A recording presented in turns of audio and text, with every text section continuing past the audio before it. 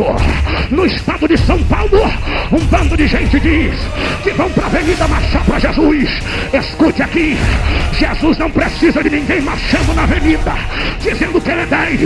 Jesus precisa de crente com a Bíblia na mão dizendo: ele te salva, ele te cura, ele te liberta. De repente aqueles filhos de pastor Zangua, filhos de sacerdote, o homem da sinagoga, o homem da túnica branca, de repente olhou para o endemônio e disse: rapaz, eu aprendi a lição, eu aprendi o segredo. Não vamos chamar o pastor Paulo não vamos dar ibope para ele nada de deixar a igreja do pastor Paulo crescer. O negócio é só puxar a sardinha para o nosso lado. Olhou para o endemoniado e logo olhou e disse: rapaz, eu vos conjuro pelo Jesus a quem Paulo prega.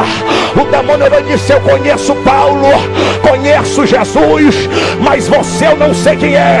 Tome pontapé e pancada, porque o diabo não saiu.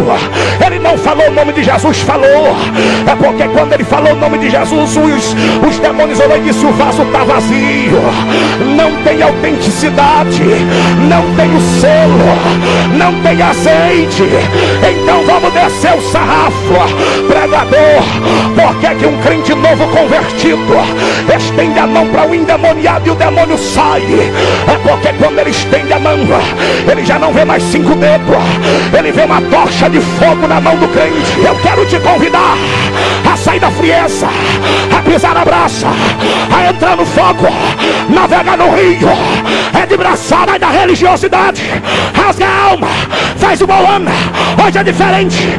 Reba, ruba cachaba, recebe fogo, vai renovando Jesus, vai renovando Jesus, vai renovando Jesus.